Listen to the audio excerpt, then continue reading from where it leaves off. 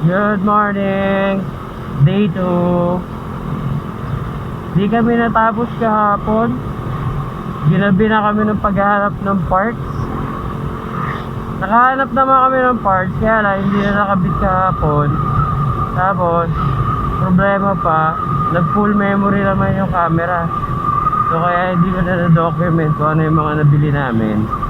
Mamaya na lang, pagka isinabit na, na-document ko na lang pagka nagkakabit na kami mamaya.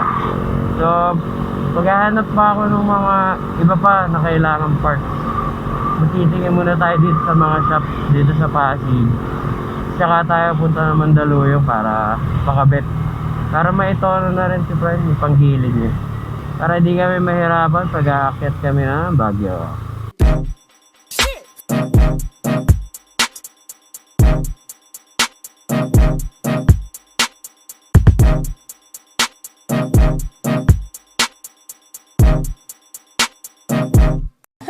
Tono na rin pang long ride tsaka Baguio akyatan. At the same time, patono na rin natin ng touring set na daily use. Itong motor ko si Prime, pamasok ko to eh. So araw-araw ko ginagamit. Kaya totono tayo ng pang araw-araw lang. May power pero di masyadong malakas sa gas. Si Raven magaling eh, may magic hands yun eh. Kasi naitotono niya to ng pang daily use. Pero sabak din sa long ride, pwede.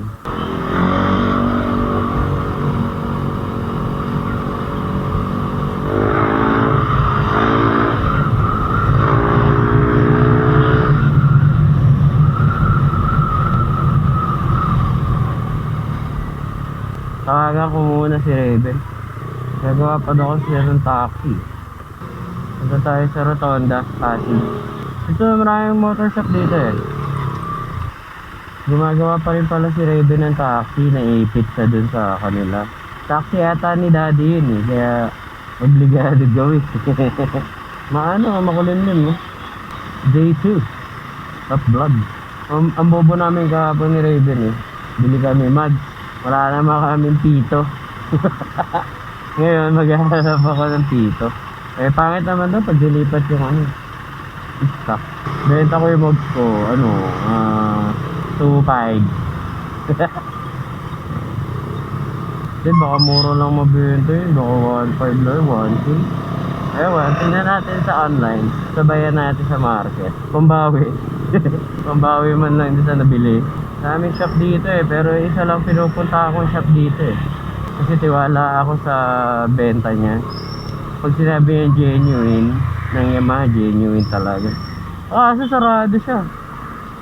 Oh, shit. Naku, umulan pa nga. Umulan.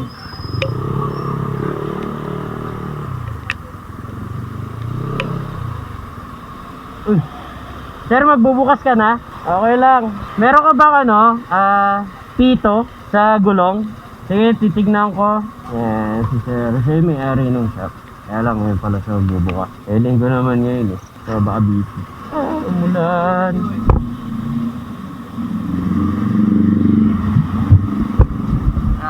Pero nawala din agad. Bungos lang na malakas, nawala rin agad yung ulan. Ang galing. So wala daw pito, sir. I mean, meron man, kaya lang racing boy. Ang hanap ko lang ordinary. Sa vulcanizing daw meron. May vulcanizing dito eh.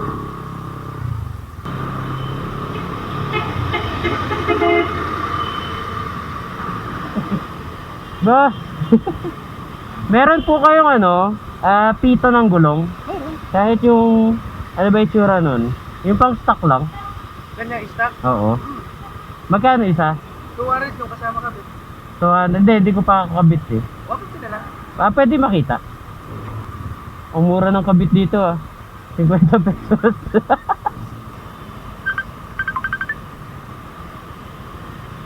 Hello boy. Kumukuha ng dalawang tire bulb. Ayan, mas matibigas yan kaysa nung mga Yung mga stainless steel. Laboy. Ito, bumili ako ng tire bulb sa bagong ilog. Papunta na, sana. Asa ka ba? Okay. Sige, diretso ako dyan. Yun, dito na ako guys, kanina Raven. Ito yung mugs na pakakabit. Racing Boy. Gold mags to. Gumagawa pa sila. So dito na lang kami gagawa sa gilid. Papalit po kami ng mags. Para sa top speed. Tigas. Huwag mo na. Dapat nakahiga. Boy. Kaya tanggal mo agad. Tuluwagan. Ay ka pinagkakanan nyo. Hindi ka nakahawak ng mugs, hindi masisira yung mugs. Tiga. Tuluwagan mo muna para hindi na-press. Palit mags para sa top speed. Umulan sa amin, boy. Dito ba? Muna. Umulan din. Nakangami yan. Eh, ba't tuyo agad? Minit. Oo, basang-basa yung motor ko. Silong ako eh. Anep! May impact. Di ba yun naman yung impact mo dati?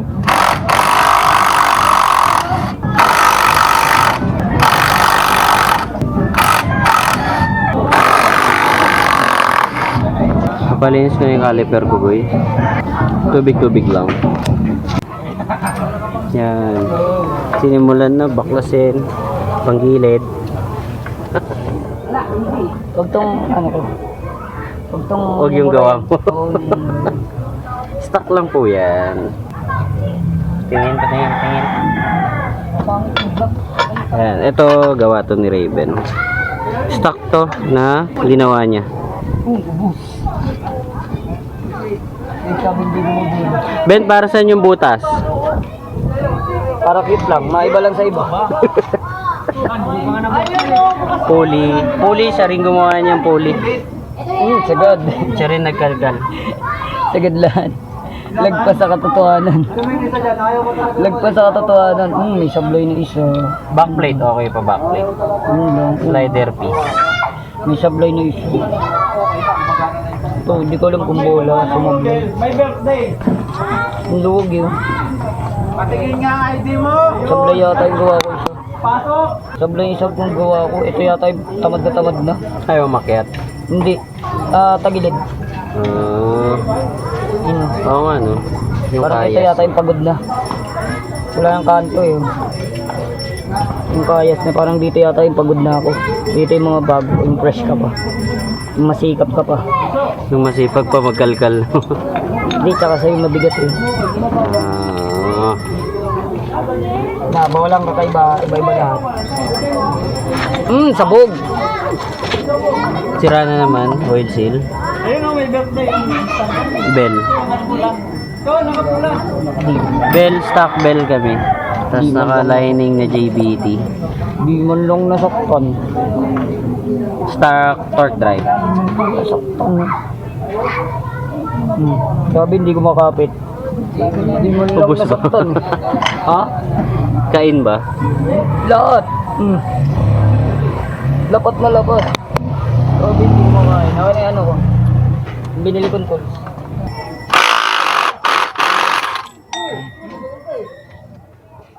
Center spring, okay pa. 1 to R200 pala to. 1 to GB. Tingnan ako nung ano natin. Bago. Magic clutch. Palitan mo na rin oil seal. Sabog na, di ba? Ito, may bago po. Gago. Doon sa female bago yun. Hindi, eh no. Ow. Ito, oil seal. Oh, marami nga to. Yung NCY. Baka may sticker. Okay na lang yung sticker. NCY. Marami na tayong sticker. May RS8 na rin. Ito yung RS8 namin. Baka. Konting-konti na nga lang.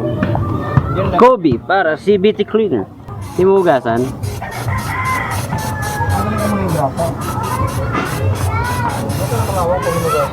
Ang bango. Female, half sheep. Ito yung set ni Raven. Pakita. Female, half sheep. Baka sigurado to eh. Ng RS8. Ngayon pala kami gagamit ng RS8. First time din namin bumili ng half shift. Katalaan ng buhay namin sa scooter.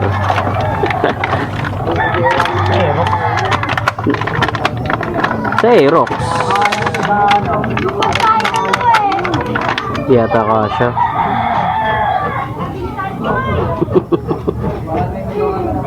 Hindi ko masya. Bala ba masigip lang masyado. Magic Bulitas. NCY. RS8 na female. Tatry namin RS8 na bell. Kasi galing kami stock bell. RS8 to na naka-regroup. Galing kami sa stock bell na pinagdasal. Saka ano to, JBT lining, pero para mapudpud yung groove yung bell, stock lining muna ilalagay namin. Pang pudpud lang. Tapos Magic Bulitas. Para sa center spring. Sobra. Sobra bulitas ah. Sobra ba? Ayan, sobra. Tatlo. May grasa talaga. Wala. Wala ba? Meron, boy. Ngayon, ah.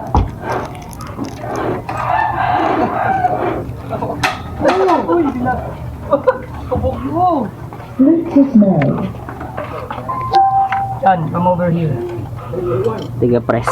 Ay, di, tiga pier. Teka lang.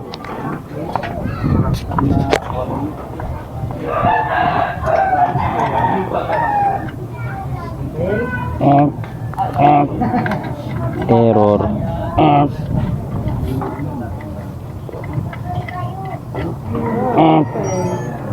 Ayaw oh.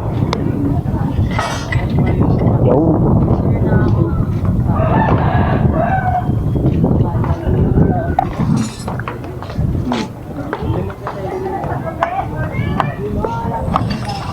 Ano? Kumusta? Maliligayaan ka dito. Hindi ko lang alam kung gaano katibay. Pero maliligayaan ka dito. Masusubukan natin. Yan. Salpak, koso na bola.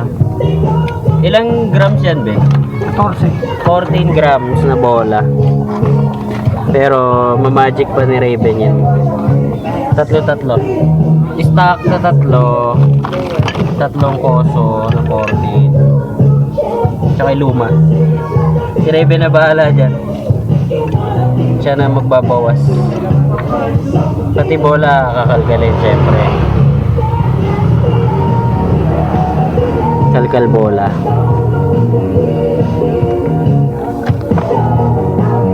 Tayo lang ba gumagawa niyan, Ben? Oo, nabibili na kasi yan. Hindi, kalkal bola. Tapon mo na yung mga tatapon na. Ulat yan eh. Tapon na yan, pangit. Dati ano kami, JBT. Tas combination ng stock. Ngayon, combination ng stock Pangit. with koso naman. Ayun ako, pangit yan. Binili lang na, lagi si Rate. Si Raven na bala ko malkal niyan. Yan.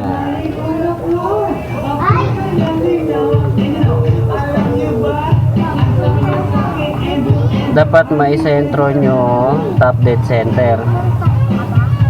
Paano malalaman pagka top dead center, Ben? Tapos niyan. Yan. Yan. Sabihin ng top dead center, nasa tuktok yung piston. Sa pinakamataas. Sa pinakamataas na pwesto ng piston. Tsaka nyo ilalagay yung marka. Mamarkahan nyo yung pulley kung saan nyo may mabigat na angle. Doon nyo itatapat.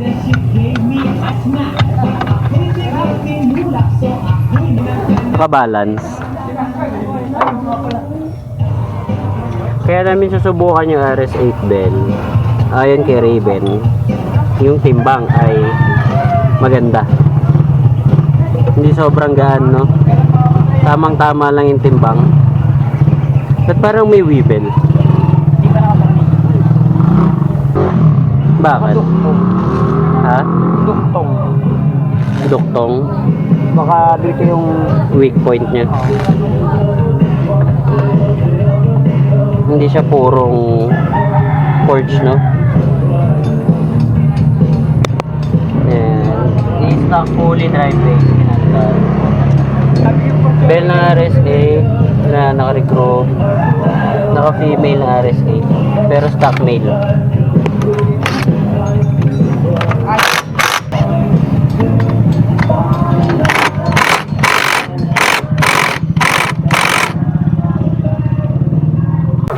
Sasara na yung panggilid. Hindi pa to ano, Nakuha na namin yung gusto namin sa ngayon. hindi pa to yung full pagsapit pa nung lining. Pagkagat ng lining, magbabago pa to. Ang laman ng panggilid, stock pulley, kalkal. Kalkal din yung drive base. Bell na RS8, lining na JBT, female na RS8. Anong set nung RS8 natin, Ben? Touring. Touring lang yung set ng female. Kasi pang daily naman to eh. Pamalengke. Pang daily. Ito yung stock bell. Hanggang ngayon, buo-buo pa rin. Magagamit pa. Pwede pang gamitin. Tagal na, 4 years. 4 years. Walang 4 gamit. years na yung bell. Walang gamit sa set. Hindi man lang Hindi nag-ubit. Hindi man lang na sunog. Hindi nakairamdam ng sobrang init. Linis lang, araw-araw linis lang. Araw-araw kaskas.